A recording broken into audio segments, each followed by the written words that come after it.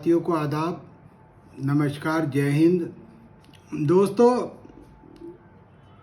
Saudi अरब में एक करारदाद पास हुई जिसमें 10 पॉइंट रखे गए और उनमें 10 में एक ख़ास पॉइंट जो था वो ये था कि इबादत गाहों में रमज़ान अल मुबारक के महीने में लाउड स्पीकर नहीं चलने चाहिए। इस पे कुछ हमारे हिंदुस्तान में वो लोग जो अपने दिमाग में बुग़्ज़ लिए फिरते हैं, जो अपने जहनों में उनके जहन जहर आलूदा हैं, उन्होंने एकदम इस बात को ऐसे उठा लिया कि सऊदी अरब ने भी अब कह दिया और वो इस्लामी मुल्क है, उसने भी कह दिया कि धर्म स्थलों पर लाउड स्पीकर नहीं होना चाहिए। असल में मैं एक बात ये कहना चाहता हूँ कि पहली बात तो ये है कि सऊदी अरब से हमारा कोई आईनी मसला नहीं है। हमारी वहाँ पर एक धार्मिक स्थल है और हमारे धार्मिक स्थल हैं, वहाँ पर हम उनका एहतराम करते हैं, उन्हें मानते हैं। लेकिन वहाँ का कानून क्या है या वहाँ की हुकूमत क्या है, हमारा उससे कोई मतलब नहीं है। हमारा अपना मुल्क हिंदुस्तान है और उसका हमारा कानून है, उसका आइन है और उसको हम मानने के लिए बाध्य हैं और मानते हैं और मानते रहेंगे। लेकिन कुछ ऐसे शरपसंद लोग हैं जिन्हें कहीं से भी कुछ मिल जाए, भला वो ये कह रहे हैं कि जब उन्होंने वहाँ पर ये कह दिया, भाई वहाँ अगर उन्होंने ये कह दिया कि पहली बात तो वो इसलिए कहा उन्होंने कि वहाँ पूरी दुनिया के लोग जाते हैं रमज़ानों में इबादत करने के लिए, और वहाँ जब बड़ी बड़ी अफ्तार की वो लगती हैं तो वो घंटों के हिसाब से जो है वहाँ पर अफ्तार का वो चलता है, जबकि वहाँ पर नमाज में खलल पड़ता है। जो लोग यहाँ से पूरी दुनिया से इबादत करने जाते हैं तो उनकी नमाज़ों में खलल पड़ता है उस अफ्तार से, या उस आज़ान अगर ज़्यादा आवाज़ में होती है, क्योंकि वो सब लोग अंदर जो है हज़ारों की तादाद में हर वक्त इबादत करते हैं, इसलिए वो किया गया।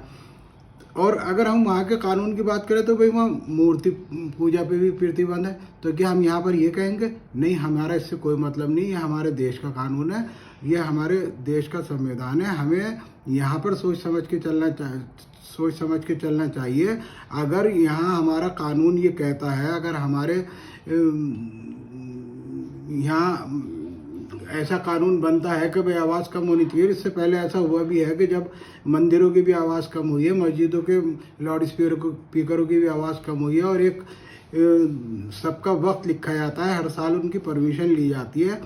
फिर उसमें ये कहना कि वहाँ हो गया तो यहाँ हो गया और यहाँ हो गया तो वहाँ हो गया, ये सिर्फ एक यूँ कह लीजिए कि जो हमारे देश में एक परंपरा चल गई है कि जिसे अपने आप को चमकाना है, जिसे अपने आप को उठाना है, वो एकदम मुसलमानों पे उंगली उठानी शुरू कर दे। आज जिस तरीके से धीरेन्द्र शास्त्री जी ने ये कहा है कि 4 बच्चे पैदा करो, 2 राम के नाम पे करो, 2 उसके नाम पे करो, मैं तो ये मानता हूँ कि हमारा बच्चा चाहे 1 पैदा हो या 2 पैदा हो, वो सब अल्लाह की अमानत है, अल्लाह ने ही दिए हैं, हम तो इस बात को कहते हैं। तो इसमें किसी का नाम ही रखने की क्या ज़रूरत है? दूसरी बात यह है कि अगर ये बात मान लो कि ये बात अगर किसी आलिम ने, किसी मौलाना ने, किसी मौलवी ने अगर ये बात कही होती कि 4 बच्चे पैदा करो, तो आज जो ये हमारे जितने भी नौजवान आपे से बाहर हुए फिर रहे हैं कि शास्त्री जी सही कह रहे हैं, वो तो हिंदू राष्ट्र के लिए कह रहे हैं, वो तो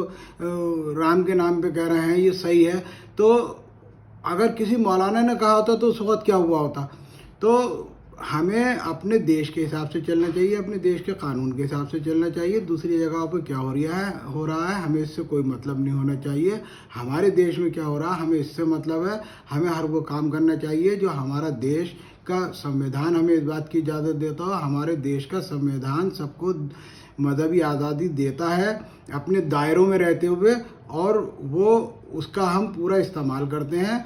दूसरे लोग क्या करते हैं हमें इससे कोई मतलब नहीं है। हाँ, धार्मिक वहाँ हमारी भावनाएं हैं, जैसे हमारे यहाँ कैलाश पर्वत है, तो वहाँ पर तिब्बत में जो है वो कैलाश पर्वत है, मानसरोवर तट पे, हम उसका एहतराम करते हैं। लेकिन वहाँ के लिए अगर वहाँ के लोग क्या कानून बनाते हैं तो हमें उससे क्या मतलब है? हमारी आस्था है, हमारा है, हम मानते हैं उसे कि वहाँ पर देवी देवता स्नान करते हैं, ये हम भी मानते हैं, हमारे हिंदू भाई मानते हैं, हम उस जगह का एहतराम करते हैं।